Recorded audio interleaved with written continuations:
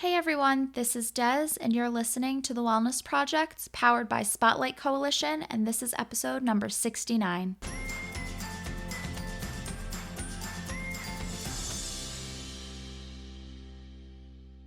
We are in the midst of the holiday season, and though the holidays can be a fun and exciting time full of love and joy and family time, as we've said before, the holidays can actually be a very stressful time for a lot of people. And a lot of people, as the holidays are approaching, are filled with dread. Today, I want to focus on one such cause of that dread, and that is grief. Being around so many other people and events and family time can be a reminder that there's someone missing, that there's a hole, there's a void that can't be filled. It's a reminder that your loved one isn't there, and that could be really, really hard. The holidays can bring up a lot of difficult emotions stemming from grief, and grief is something that can last a lifetime. Grief is a very, very hard journey, and sometimes there is no end to that journey. It's just a continuum.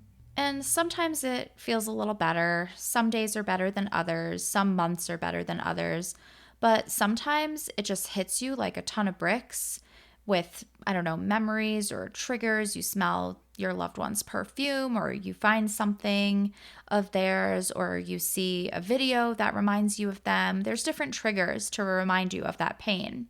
And the holidays can be one of those triggers. I mean, it's a time that we spend with our loved ones, and when a loved one isn't there, that could be really hard. Some of that grief is old, but some of it's very new. I don't know about you, but I've just been hearing about so many tragedies recently that it's really unbelievable. It's hard to wrap my brain around that there's been so much loss and pain recently. And I know we were all hoping that 2021 would be better than 2020, but it was a hard year for a lot of people. It was a really hard year. It was a big adjustment back into life, and I don't know, it just feels like something is missing, something's really hard. And I know burnout is really high and people are struggling, and there's been a lot of tragedies and environmental disasters, and there's just so much pain and so much loss recently. I've just been hearing about so many deaths and tragic accidents and suicides and illnesses, and it's hard to bear. It's hard to feel. It's hard to comprehend. But I thought that we would take this time together to talk about ways that you can maybe honor your loved one that you're missing this holiday season. I know we've passed some holidays, but we have some coming up, and I also want you to keep these in mind for the future, because maybe you could add some of these traditions into your life. I wanted to have this episode today because I think that it's really important to honor your loved one. I know that facing that pain can be really hard, but I think it's worse if you shove it down and don't address it and you just pretend that that grief isn't there. I mean, you can ignore it and push it down all you want, but it will catch up with you when you least expect it. I think that honoring your loved one is a really important part of the healing process, and kind of accepting that loss and trying to not move on from it, but try to heal a little bit at least. And I think it's just an important thing to do. So if you are ready to honor your loved one, I mean, this could be a friend, it could be an aunt, an uncle, a grandparent, your partner, your pet. There's no limit to who you can honor. I mean, if you've lost a pet and that pain is very real and unbearable, honor your pet. I know a lot of people try to almost like diminish the pain of losing a pet in a way, but I have to tell you, my cat is elderly. She's 15, and I think about her dying every day.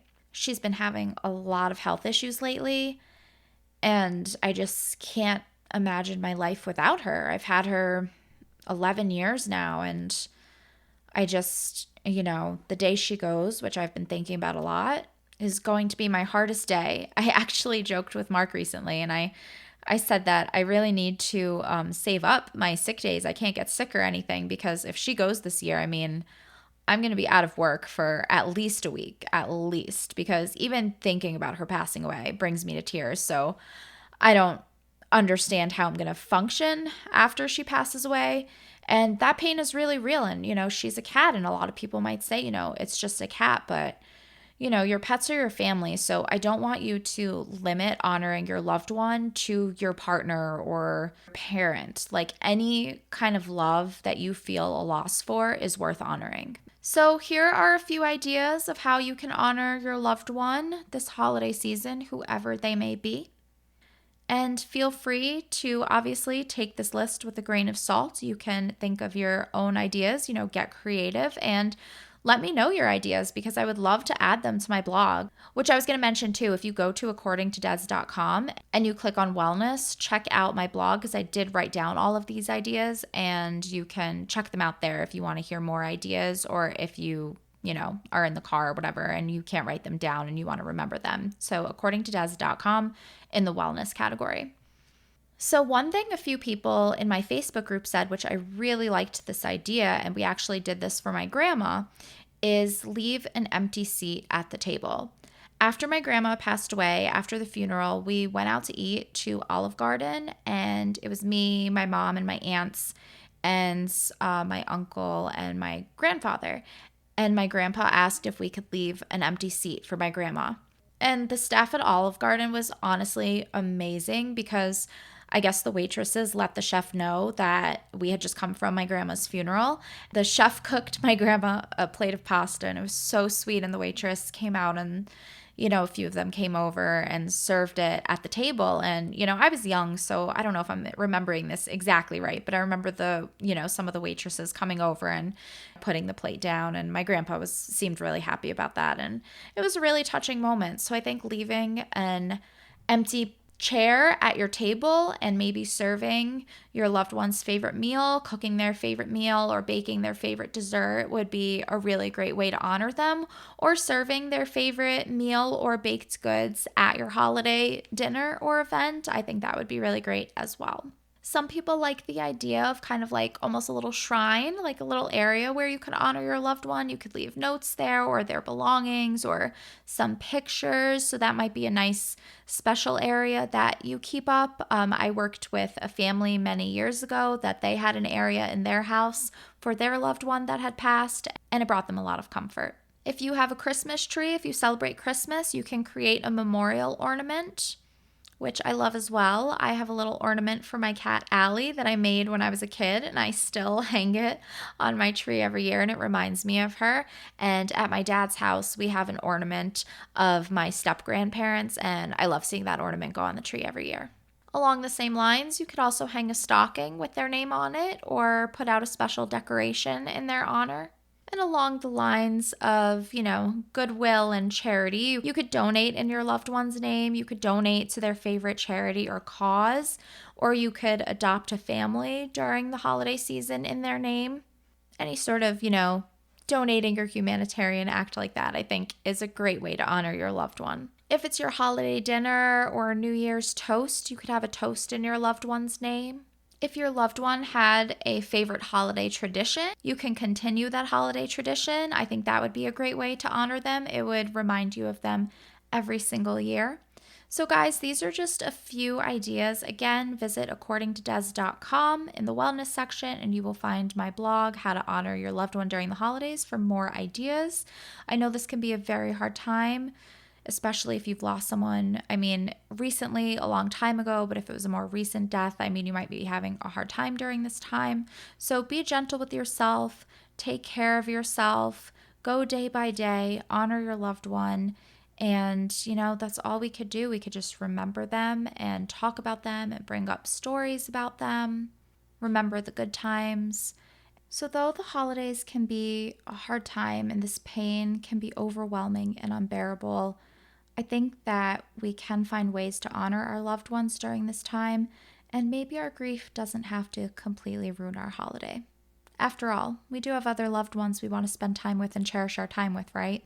I hope that you find comfort and healing this holiday season. I will not be posting an episode next week as I will be spending time with family for the holidays. And I will not be posting an episode on my typical Thursday. That will be the 30th. I will be posting it the next day, Friday the 31st. My last episode of 2021, my last episode of season 2, We are moving into the new year. We are moving into the year 2022, and I will be moving to bi-weekly episodes for the time being. So I will have an episode Friday, December 31st for you, New Year's Eve. And then I will have my next episode later in January because, again, I am switching to bi weekly episodes for season 3 for the time being. But I will talk to you in 2 weeks for New Year's Eve. No matter what you're doing, I hope you have a good 2 weeks and I hope you're able to implement some of what we talked about today. And I would love to hear about it. Feel free to reach out to me. You can email me, you can message me on social media where I'm pretty active. But otherwise, I will talk to you on New Year's Eve. Have a peaceful and calm next 2 weeks. Talk to you then.